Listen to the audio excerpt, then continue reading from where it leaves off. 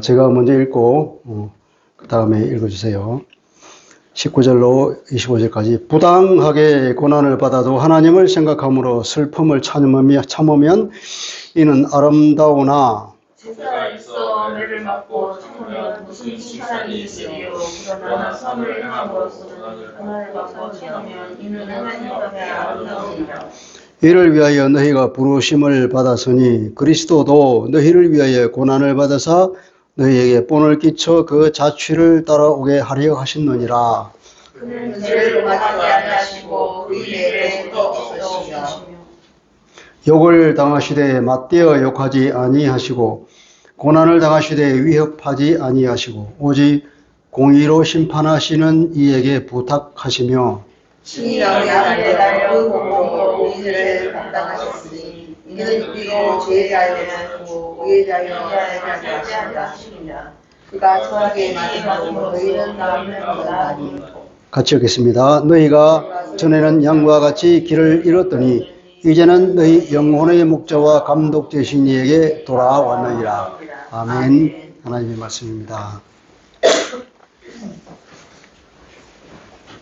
자, 우리 베드로의 설교를 가끔씩 듣는데요. 오늘도 지난번에 들었던 것에 이어서 다시 사도의 설교를 듣도록 하겠습니다. 이 설교는 18절에 이어서 나오는 건데요. 18절에는 사환이라고 그랬죠. 사환들에게 하는 말이고, 근데 19절은 보면은 우리 성경에는 없지만 원문에는 왜냐하면이라는 문장이 있습니다. 그러니까 접속사가 있어요. 그래서 18절에 연이어서 부가적으로 설명하고 있는 것을 보게 되는데, 어쨌든 그러한 맥락에서 하는 말인 것을 기억하시고 오늘 들었으면 좋겠습니다. 조선시대의 문인 이양년의 한 시가 있습니다. 아마 서산대사의 시라고 잘못 알려져 있는데 답설야중거라고 그러겠습니다. 답설야중거 불수활한행 금일아행적이 수작후인정이라 하는 말이 있습니다. 눈 내리는 들판을 걸어갈 때에 모름지기 어지러이 걷지 말지니 오늘 내가 걸어간 발자국이 반드시 뒷사람의 이정표가 되리니 그런 얘기입니다. 아무도 걸어간 적이 없는 그런 어려운 길을 걸을 때에는 미친 듯이 놀란 듯이 난을 만나듯이 막 우왕좌왕하면서 방황하면서 그렇게 어지럽게 걷지 말고 제대로 정신 차려서 신중하게 똑바로 걸어가라는 거예요. 그러면 그 길이 내 뒤에 오는 사람에게는 하나의 그 방향이 되어서 여러 사람에게 유익을 준다는 그 얘기죠. 근데 우리가 걸어가야 할 인생의 모범길이 있을까요? 우리는 다른 세상 사람들과 달리 살아야 되거든요. 우리가 따라야 할 그 발자국이 어디에 있을까요? 오늘의 말씀은 이제 베드로 전서인데, 베드로 전서는 시작하자마자 우리가 이 땅에서 살아가는 나그네의 삶을 산다고 합니다. 우리의 소속은 하늘나라이기 때문에 그렇습니다. 그래서 우리는 그리스도인들이 가려야 할 어떤 인생의 방향이라고 할까요? 베드로 사도가 우리에게 하는 말에 기억나는 게 있어요. 지난번에 들었던 설교 중에서 어떻게 살아라고 했습니까? 어린아이같이 순전하고 신령하고 예, 순전히 저를 사모하는 마음으로 살아라고 했죠. 그것은 주제라기보다는 이제 가지에 해당하는 건데, 이제 거룩한 삶을 살아라. 우리가 서로 뜨겁게 사랑하며 살자. 그러면서 이제 그런 신령한 저를 사모하면서 하나님에 대해서는 두려운 마음을 가지고 살자 하는 거예요. 이건 경외하다는 말로 번역되는데, 사실 하나님 무서운 줄 알아야 되죠. 그리고 지난번에는 보니까 육체의 정욕을 제어하라. 그리고 선행으로 하나님께 영광을 돌리라. 그런 말씀을 했습니다. 오늘은 이 말씀이 이제 사환들에게 주는 말씀이라고 그러죠. 사환들이라고 하면 우리 지금에는 이제 와닿지 않는 단어인데 종들에게 주는 말씀이에요. 근데 종에는 이제 이 헬라 말로 둘로스라는 말도 있고 오이케테스라는 말도 있는데 우리가 흔히 생각하는 종이라고 하면 둘로스 둘러서 종으로 번역됩니다. 그런데 여기서 오늘 말씀하는 데에서는 이제 이 사환들을 할 때에는 오이케테스라고 하는 말인데 이것은 가정에서 쓰는 종들, 가정 하인들. 그러니까 요즘 비관하게 말하면 뭐 가정에 와서 일을 잠시 도와주고 가는 사람,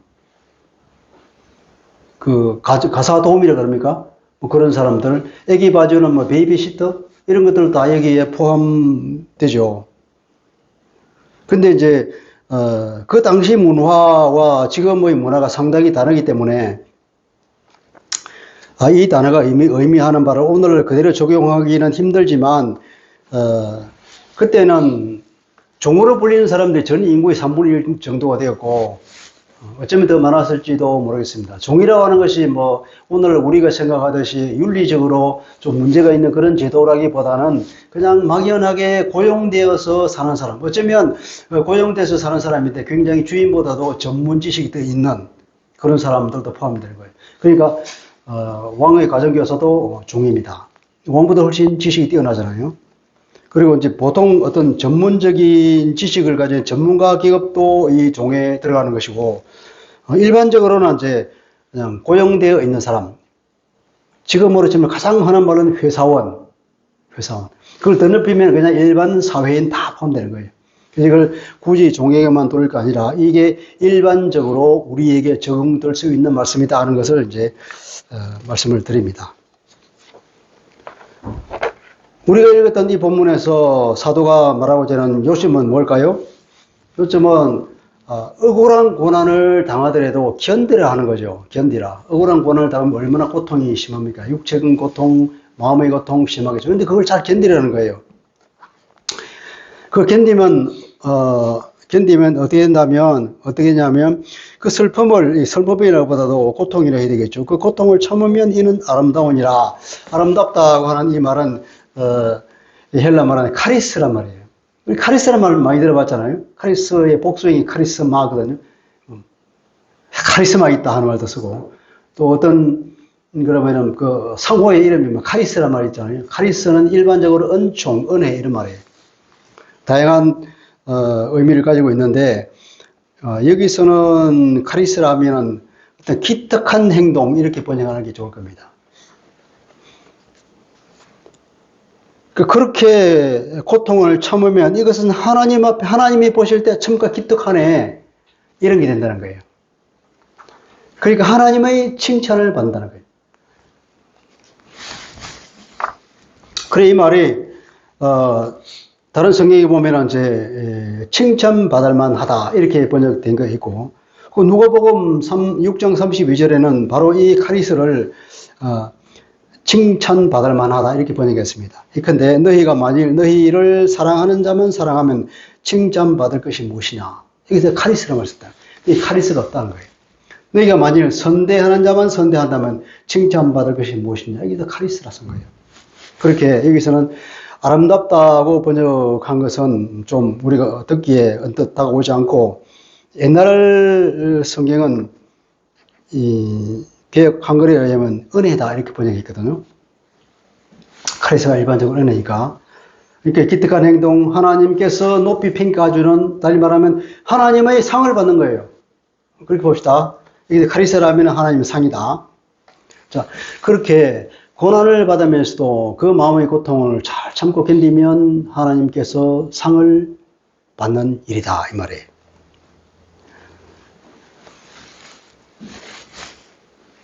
애매하게 고난을 받는다 그랬는데 옛날 번역에는 부당하게 고난을 받는다는 거예요. 우리 억울하게 고난을 받는 것. 그 뒤에 보면 이제 심지어 선을 행했는데도 불구하고 고난을 받는다는 거예요. 그럴 경우에는 우리가 어떻게 참을 수 있겠습니까? 얼마나 울분이 터지겠습니까? 그런데도 불구하고 그것을 참을 수 있다는 거예요. 어떻게 참냐면은, 거기 나와 있죠? 하나님을 생각함으로. 19절에 보면은, 고난을 받아도 하나님을 생각함으로써 이 고통을 참으면, 그렇습니다. 참을 수 있는 비결이 뭐라고요? 하나님을 생각하는 거예요.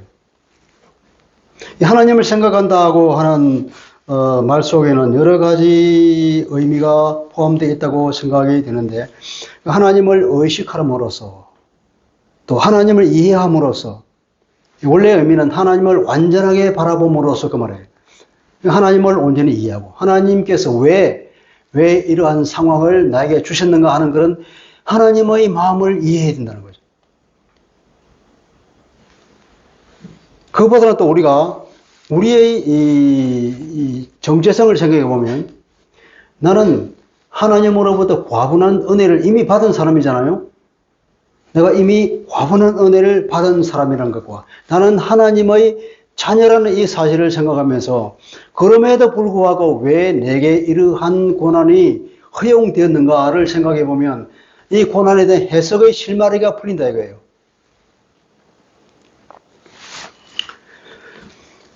내게 너무나 큰 은혜를 주신 그 하나님을 생각한다 그러면 나에게 온 이 현재의 고난은 어쩌면 굉장히 작게 보일지 모르겠습니다.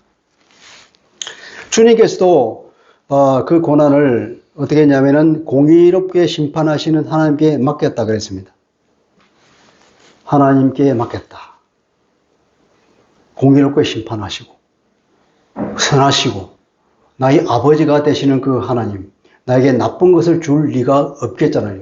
그러니까 주님도 하나님께 그 고통을 맡기셨는데 우리도 맡길 수 있지 않겠습니까? 애매히, 그러니까 억울하게 고난을 당해도 심지어는 선을 행했는데도 불구하고 세상에서 오해를 받아가지고 혹은 악한 사람을 만나서 내가 나쁜 사람을 몰리고 그런 억울하고 분통 터지는 일을 당하고 고난을 당한다 할지라도 하나님만 생각하면 하나님이 내게 주신 은혜를 생각만 하면 하나님이 내게 주신 그 의미와 그 이유를 생각만 한다면은 내가 누군지를 생각하기만 하면은 주님께서도 그렇게 했다는 것을 생각하면 참을 수 있다는 것입니다. 아멘. 예. 세 가지를 생각합시다. 세 가지. 첫째, 하나님께서는 모든 것을 합력해서 선을 이루시는 분입니다. 여러 가지 다양한 것, 좋고 나쁘고 그것을 다 모아서 어떤 것을 만들어내신다고요? 가장 아름다운 것을 만들어내시는 하나님. 전능하신 하나님이잖아요. 그런 하나님을 여러분 믿죠? 또 하나님은 내 아버지이기 때문에 나에게 좋은 것을 주시잖아요. 자녀에게 나쁜 것을 줄 사람이 누가 있습니까?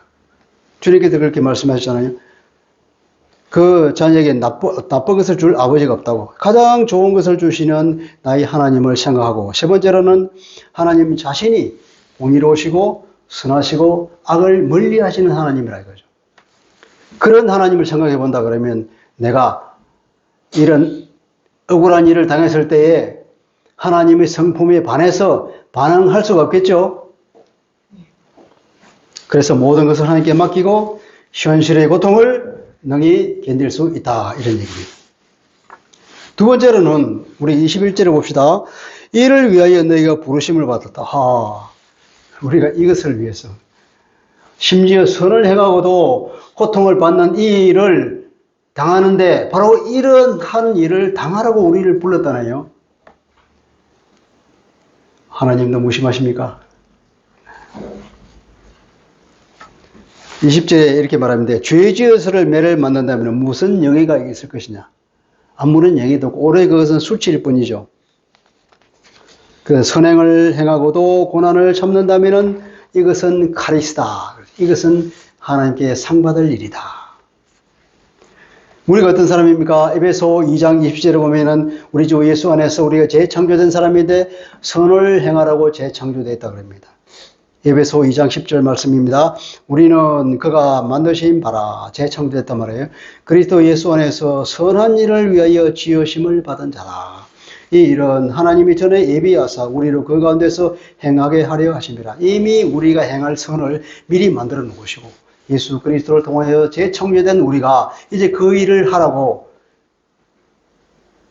그러한 존재가 우리예요. 그래서 선을 행하는데 그럼에도 불구하고 억울하게 고난을 받을 수 있다는 것입니다. 그럼에도 불구하고 그런 존재가 하나님의 백성이라죠. 그래서 아까 얘기했죠. 그런 것을 하나님을 생각하면 고난에 대한 의미가 이제 해석이 되기 시작한다고요. 그 고난에 대한 그 의미를 알 때 우리는 능히 이길 수 있겠죠.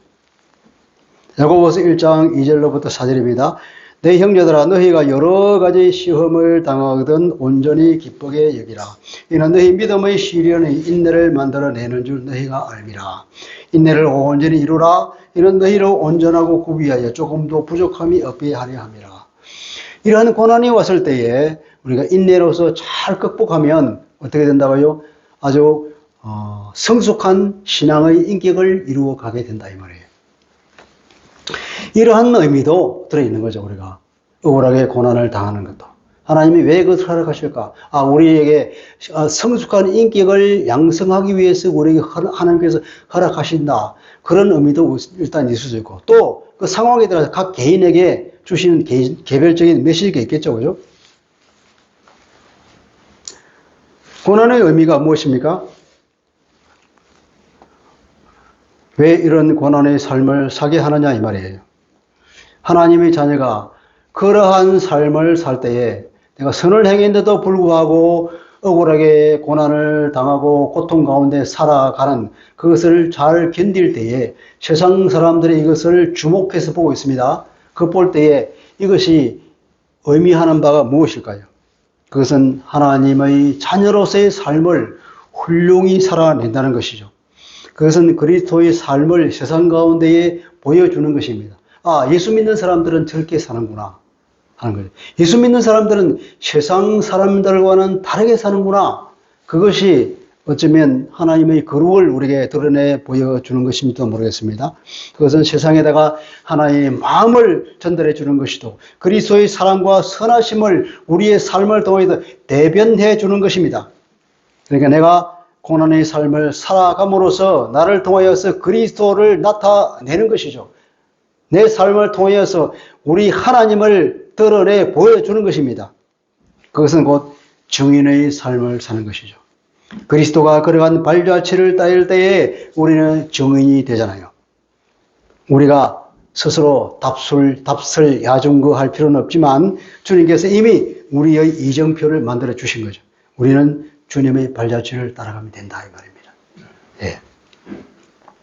왜 이것이 카리스가 될까요? 왜 이것이 하나님께 상받을 일이 될까요? 이를 위하여 너희가 부르심을 받았다 그랬거든요. 선을 행함에도 불구하고 고난을 받는 일에 부름을 받았는데 부르심에 합당하게 없나가면은 당연히 상이 있을 거잖아요. 하나님께서 그렇게 부르셨는데 합당하게 맞게 반응하면 상 받는 것이 당연하지 않겠습니까? 하나님이 그렇게 부르셨기 때문에 그렇게 반응하면 그것은 상 받을 일이다 이 말이에요. 세 번째로는 우리가 그러한 삶을 끝까지 견디는 이유는 그리스도께서 먼저 모범을 보이셨기 때문이다. 그리스도가 먼저 그 길을 걸어가신 거죠. 이 21절부터 24절까지가 그 말입니다. 자, 그리스도도 너희를 위하여 고난을 받아사 너희에게 본을 끼쳐 그 자취를 따라오게 하려 하셨느니라. 그 발자취를 따라오게 하려고 그리스도가 먼저 걸어가신 거예요. 그리스도가 먼저 답설 야중거 하셨단 거예요. 그 모범이 무엇일까요? 22절에 보면 아무 죄도 없이, 그죠? 그는 죄를 범하지도 않으시고 그 입에 거짓도 없었다. 어떤 거짓도 없는데도 불구하고 심히 부당하게 고난을 받았습니다. 그럼에도 불구하고 그분은 대적하지 않았습니다. 그죠? 맞받아치지 않았다는 거죠. 함께 악으로 싸우지 않았고 또 보복하겠다고 위협하지도 않았다는 겁니다. 우리는 그런 일을 당하면 내가 현재 보복할 힘이 없으면 뭐라 그럽니까? 나중에 보자 그러잖아요. 가만 놔두지 않겠다고. 주님께서 그런 말씀도 안 하셨어요. 주님께서는 그런 능력이 충분히 있는데도 불구하고 보복하지 않으실 뿐 아니라 나중에 보복하겠다고 협박하지도 않았다는 거예요. 그러니까 그들과 같은 세상 악인과 같은 악인들이 사용하는 그 방법, 잘못된 방법이죠. 그 불의한 방법을 일체 사용하지 않으시고 또 그것을 같이 사용하겠다는 엄포도 놓지 않으셨다는 거예요. 다시 말하면 악을 악으로 대항하지 않으시고 오직 선으로 악을 이기는 방법을 사용하셨다는 겁니다. 주님은 십자가를 통해서 죽으셨습니다. 그 죽음으로써 죽음을 이겼죠. 부활하셨잖아요. 죽음으로써 사탄을 이긴 것입니다. 그것을 아시기에 주님께서는 공의롭게 심판하시는 분, 즉 하나님께 자기의 모든 것을 맡기고 그냥 순순히 죽음을 택하셨죠. 선하시고 이루시고 전능하신 하나님께 맡기고 선으로 악을 이겼습니다. 우리 주님처럼 억울하고 분한 일을 겪은 사람이 누가 있겠습니까? 주님은 스스로가 하나님이시잖아요. 하나님이신 그분이 스스로 이 피조물인 인간들에게 어떤 그런 모욕을 당한다면 그처럼 큰 모욕이 없겠죠. 같은 사람끼리도 모욕을 당하면 분이 나는데 하나님이신 그분이 사악한 인간들로부터 온갖 모욕과 누명과 극심한 폭력을 당했는데도 불구하고 그렇게 당했을 때 그처럼 억울하고 분한 일이 누가 있겠습니까? 주님은 십자가 사역을 하셨습니다. 24절입니다. 친히 나무에 달려 그 몸으로 우리 죄를 담당하셨다. 그래서 우리는 우리의 죄에 대하여 죽고 의에 대하여 우리가 살게 하려고 그렇게 하셨는데 그가 채찍에 맞음으로 우리가 나음을 얻었다. 이게 주님의 십자가 사역의 내용을 요약한 것인데요. 십자가의 죽음으로써 우리의 죄를 자신의 몸 안에 다 안고 가져가셨다. 그런 의미입니다. 담당하셨다고 하는 것은 가져갔다 하는 의미예요. 우리의 죄를 담당하셨다. 우리의 죄를 가져가신 어디로 가져갔습니까? 자기 육체 안에다 가져간 거예요. 그게 로마서 8장 3절 얘기합니까? 십자가에 달려서 모든 인간이 가져가는 그 죄를 다 자기 육체 안에다 끌어안았습니다. 그리고 그 죄를 함께 가지고 심판의 불구덩이에 뛰어내려 버렸죠. 그게 주님의 십자가란 말이에요. 그게 로마서 8장 3절 얘기입니다. 그 결과는 우리가 나음을 입었다는 겁니다. 왜 나음을 입었다고 하는데 우리가 병들었다는 거예요. 뭐로 병들었습니까? 죄로 병들은 거예요. 죄라고 하는 것은 하나님의 창조 때에 없었기 때문에 죄를 범하고 죄인이 됐다고 하는 것은 죄의 질병을 앓고 있다는 것입니다. 죄로 병든 우리가 이제 치유함을 받았다고 하는 것은 죄 문제가 드디어 해결이 됐다는 겁니다. 그 누구도 해결할 수 없는 이 죄 문제 해결을 친히 주님께서 스스로 죄를 지고 심판을 받고 아까 우리가 말했죠. 우리가 죽어야 할 그 죽음을 주님이 대신 죽음으로써 그 죄의 문제가 해결이 되었다는 거예요. 그렇게 하신 목적은 그 이유는 우리로 하여금 죄에 대하여 죽고 의에 대하여 살게 하려 하십니다. 죄에 대하여는 죽고 의에 대해 산다. 막연한 얘기 같지만 구체적으로 생각해 봅시다. 무슨 말일까요? 우리는 죄에 대해서 죽었습니다. 모든 일에는 어떻게 살려고요? 의로서 살아라는 얘기예요. 의로서 살아라. 일체의 악한 방법을 버리고 오직 의로운 방법으로만 인생을 살아라는 이 말이에요. 다시 말하면 선으로 악을 이겨라 하는 얘기죠. 십자가 사역 자체가 바로 선으로 악을 이긴 것이요. 죽음으로써 죽음을 이긴 사건이 아닙니까? 이 모범을 따라 살아라. 어떠한 경우에도 불의한 방법을 사용하지 않고 선으로 악을 이기는 삶, 그것이 그리스도인의 삶의 모범이며 그게 주님께서 걸어가신 발자취이죠. 그 길을 걸어가는 겁니다. 25절에 우리의 현재 상황을 말합니다. 그러므로 너희가 전에는 양과 같이 길을 잃었더니 이제는 너희 영혼의 목적과 감독 되신 에게 돌아왔느니라. 우리는 돌아온 사람이에요. 우리 옛사람은 어떤 사람입니까? 길 잃은 양이었어요. 길 잃은 양. 인생의 방랑자였습니다. 사탄의 속임수에 놀아나서 악한 삶을 살면서 이리저리 방황하며 살았습니다. 사탄이 우리를 속였다고 해도 우리에게 책임이 없습니까? 전적으로 우리 책임입니다. 그러나 지금은 돌아왔습니다. 성경에 돌아온 탕자 얘기 있잖아요. 돌아왔어요, 우리는. 돌아와서 영혼의 목자요 감독자이신 주님의 보호 아래에 놓여 있습니다. 우리는 항상 주님께서 우리를 주시하고 계십니다. 우리를 책망하려고 주시하고 있는 것이 아니라 우리를 보호하려고 주시하고 있다는 거예요. 자신의 눈동자처럼 지킨다고 말씀하고 있죠. 이제 그리스도 안에 있는 우리는 인생의 방향이 분명하죠. 우리는 선으로 악을 이기는 삶을 삽니다. 일체의 죄의 방법을 버리죠. 사탄의 방법이잖아요. 보복하고 잘못 인도하고 이상한 방법을 사용하는 그런 사탄의 방법을 다 버리고 주님이 사셨던 의의 방법으로만 사는 것. 이것이 우리 인생의 방향입니다. 이것이 하나님 앞에 칭찬받을 만한 것이죠. 그것이 하나님께서 기뻐하시는 일이기 때문에 그렇습니다. 예. 말씀을 요약해 볼까요? 오늘 화두는 억울한 고난을 잘 견뎌라. 어떻게 견딜 수 있는가? 하나님을 생각하라는 겁니다. 내가 우선 어떤 줄, 나는 과분한 은혜를 받았습니다. 나는 하나님의 아들이 되었습니다. 하나님께서 이 모든 걸 다 보고 계신다는 그 인식의 끈을 한순간도 놓치지 말아야 될 것이죠. 또 그분 자신이, 하나님 자신이 선하시고 공의로우시고 일체의 악을 멀리하시는 분이기 때문에 우리 하나님을 계속 생각한다 그러면 내가 당하고 있는 고난을 능히 견딜 수 있고 이 고난에 대한 해석이 가능하다는 겁니다. 또 그렇게 억울한 고난을 견디라고 하는 그 이유가 보면 첫째 이유는 우리가 이 일에 부름을 받았다는 거예요. 우리가 이 일에 부름을 받았습니다. 왜일까요?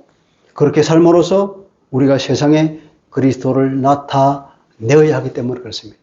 우리가 이 일에 부름을 받았습니다. 세상에 그리스도를 드러내라는 일입니다. 다른 말로 하면 이 세상에다가 세상에 살아가면서 그리스도의 정인으로 살아가는 겁니다. 이 세상에 살면서 하나님의 나라를 보여주라는 것입니다. 이 세상에 살아가면서 하나님의 천국의 방법이 무엇인가를 세상 사람들에게 보여주라는 것이죠.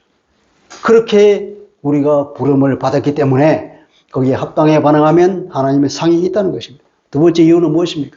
주님이 그렇게 먼저 걸어가셨다는 것입니다. 십자가 사역에서 보여주신 주님의 모범을 보십시오. 세상과는 전혀 다른 모습이었습니다. 그들과 같이 대항하지 않았습니다. 하나님의 나를 보여주었습니다. 그리고 하나님께 다 맡겨버렸습니다. 그리고 자기는 그대로 당했습니다. 그것이 바로 선으로 악을 이기는 것입니다. 우리도 동일한 고난을 당할 때에 하나님께 맡겨버리고 우리는 그냥 선으로 악을 대항할 때, 그러면 주님께서 하나님이 다 알아차시고 우리에게는 상이 있다는 것입니다. 네. 세 번째 이유입니다. 그것은 상이 있기 때문에 그렇습니다. 하나님이 기뻐하시는 것이요 하나님께 칭찬받을 일이기 때문에 그렇습니다. 여러분, 그러면 살면서 부당한 대우를 받을 때 그럼 어떻게 해야 된다는 것입니까? 아무 잘못도 없는데 심지어 선을 행했는데도 불구하고 부당한 대우를 받거나 고난을 당할 때에 그러면 그것을 당연한 것으로 여기고 그냥 참아야 됩니까? 그런 말씀은 아니죠. 아닙니다. 잘못된 것을 당연히 시정해야죠. 하나님은 불의를 인정하지 않으시는 하나님이잖아요. 당연히 시정해야죠. 근데 문제는 뭐냐면 불의한 방법을 사용하지 않는 거예요. 악한 방법으로 대응하지 않는 것입니다. 정당한 방법, 합법적인 방법, 공의로운 방법으로만 대응해야 되는 거죠. 그럼에도 불구하고 아무 방법이 없다. 그러면 어떻게, 그때에 이렇게 하는 거예요. 그때. 아무런 방법이 없다. 합법적인 방법으로, 공의로운 방법으로는 내게 아무런 방법이 없다. 그러면 어떻게 해야 된다고요? 그냥 그 고통을 참고 견디는 것입니다. 다른 방법을 쓸 수가 없으니까 우리는. 그죠? 그런 얘기입니다. 우리는 기도해야 되겠죠. 그때 기도하는 것입니다. 네. 예. 기도할 때 우리가 무슨 기도를 할까요? 하나님 빨리 내가 건져주시면 그렇게 기도할까요? 그 기도하기 이전에 이 고난이 내게 무슨 의미가 있는지를, 고난을 해석해 달라고 기도해야 되는 거예요. 이것을 해석할 수 있게 해주십시오. 주님, 왜 이러한 상황이 저에게 일어났습니까? 저에게 무슨 말씀을 하시려고 이런 일을 일어나게 했습니까? 그것을 묻는 기도를 먼저 해야 되는 거예요. 이 고난의 의미가 무엇인지 물어야지. 주님, 이것을 통해서 저에게 무슨 말씀을 하시고 싶습니까? 물어야 되는 겁니다. 그 이후에 우리가 주님께 다 맡기고 하나님을 생각하면서 참고 견디면 능히 이길 수 있다는 것입니다. 여러분, 우리 모두가 오늘 사도 바울이 우리에게 말씀해 주고 있는 이 권고에 따라서 하나님으로부터 상을 받는 이 땅에 하나님을 드러내는, 이 땅에 하나님의 나라를 보여주는 삶을 삽시다. 아멘. 기도하겠습니다. 그러하신 하나님 아버지, 하나님은 공의로우시고 의로우시고 모든 악을 멀리하시고 그럼에도 불구하고 전능하시고 우리를 사랑하시되 끝까지 사랑하시고 우리를 자녀로 삼아주신 우리의 아버지요 우리의 공급자 우리의 보호자이신 줄 믿습니다.